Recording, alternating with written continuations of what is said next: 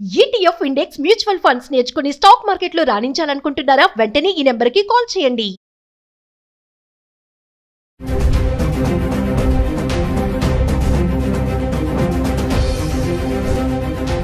నమస్తే, welcome back to Suman TV. ప్రస్తుతం మనతో పాటు ఉన్నారు business analyst doctor Nandi Rameshwar Rao గారు.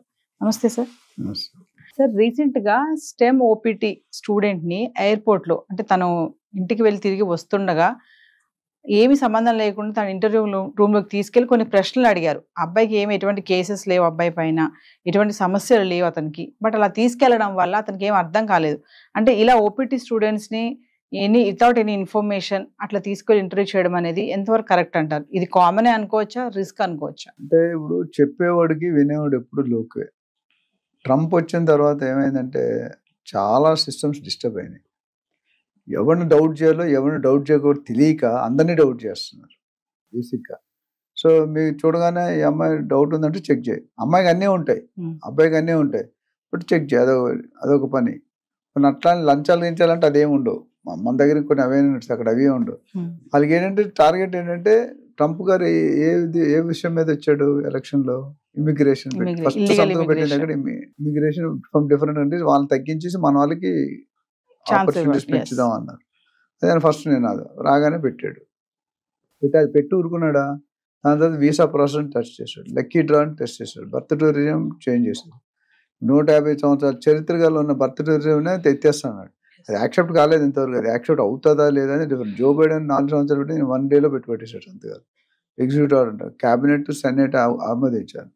ఇక్కడ ఏమైందంటే మీరు అడుగుతున్న ప్రశ్న, మొన్న ఎవరైతే 3 వీక్స్ లీవ్లో వెళ్ళాడో ఇంకా ఆల్రెడీ అన్ని స్కిల్డ్ పర్సన్, పర్మిషన్ ఉంది, వీసా ఉంది, స్టెమ్ ఓపీటీలో కేసెస్ లేవు, నేర చరిత్ర లేదు, బ్యాడ్ లేదు, ఇంకేమి మర్డర్స్ లేవు, ఏమీ లేవు. అలాంటప్పుడు అని టెస్ట్ చేశారంటే వాళ్ళు ర్యాండమ్గా పట్టుకొని ఉండొచ్చు.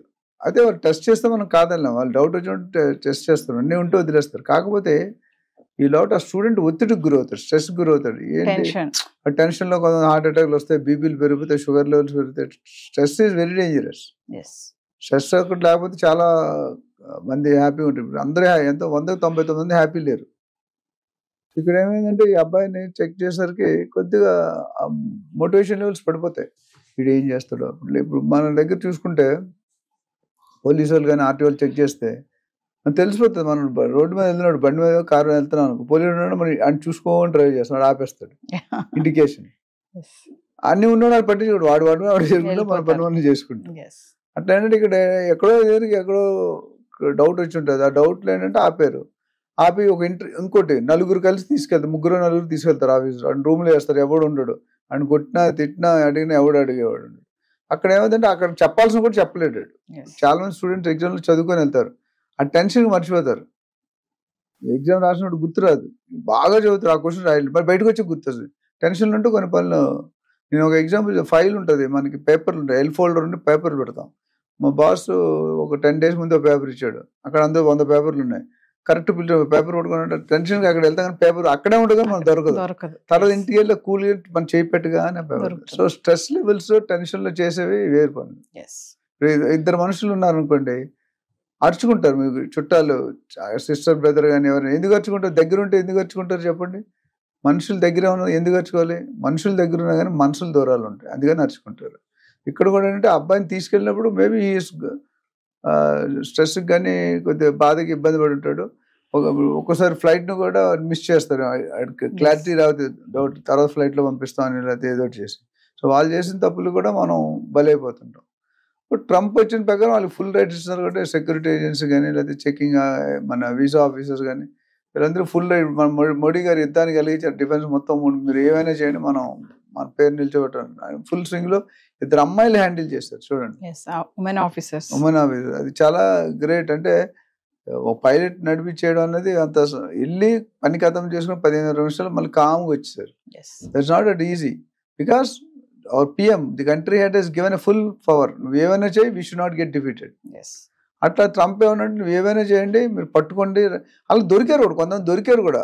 వాళ్ళని 100% మీరు తప్పు అనలేరు. ఎందుకంటే ర్యాండమ్గా చెక్ చేసినట్టు మన వాళ్ళు తక్కువ ఉంటారు compare to Japan, China, Mexico, Panama, Canada ఇవన్నీ చూసుకుంటే మన పోర్షన్ చాలా తక్కువ. బట్ మన పోర్షన్ మనోడు అందులో ఎక్కడున్నాడో తెలియదు కదా. ఎస్ సో ర్యాండమ్ గా చెక్ చేసినప్పుడు మన వాళ్ళు ఉంటారు, చైనా వాళ్ళు అందరినీ చెక్ చేస్తారు, వాళ్ళు కూడా చెక్ చేస్తారు. మనం అన్ని ఉన్నా సరే ఒక చెకింగ్ గురి అవుతాం. ఇప్పుడు సపోజ్ ఒక రూమ్ లో స్కూల్ చిల్లినప్పుడు ఉన్నది, ఒక గోల్డ్ రింగ్ పోయింది, అది గోల్డ్ చైన్ పోయింది, వాచ్ పోయింది, అందరినీ చెక్ చేస్తారు. తీసినప్పుడు ఒక్కడే, బట్ అందరినీ చెక్ చేస్తారు. It's a process, it's a protocol. అలా ఇక్కడ ఏంటంటే స్టూడెంట్ అలా చేయడం అనేది రిస్క్ అంటే యాక్చువల్గా కరెక్ట్ కాదు, బట్ గవర్నమెంట్ ఉన్న కండిషన్. ఇప్పుడు సెక్యూరిటీ, ఎయిర్పోర్ట్కి వెళ్తే సెక్యూరిటీ 3 గంటలు అంటున్నారు. సెక్యూరిటీ చెక్ ఇన్ 10 నిమిషాలు, కొన్ని జనం ఉన్న 6 గంటలు, 3 గంటల ముందు రావాలంటారు ఫ్లైట్కి వెళ్ళాలంటే. అంటే 3 గంటలు, అందులో ఎవడో ఒకటి దొంగ ఉంటాడు, 1000 మంది వెళ్తే ఒకడు ఉంటాడు, ఆ ఒక్కటి దొరకంటే 1000 మందిని చెక్ చేయాలి. అంటే సార్ ఇప్పుడు F1 స్టూడెంట్స్ చదువుకోవడానికి వెళ్తున్నారా, ఇంక వేరే ఏమైనా పని కార్యక్రమాలు చేయడానికి వెళ్తున్నారా అనే ఒక డౌట్ పైన ఇట్లా చేస్తున్నారంటారా? అదే అంటే whether legally eligible to stay in America. So it is whether it is F1, whether it's OPT, whether STEM OPT, whatever it may be, or job visa, H1 ఏదైనా అవ్వచ్చు. వాళ్ళకి క్లారిటీ ఉంటే ఏమన్నారు, క్లారిటీ లేకపోతే loan వేస్తారు. Thank you sir.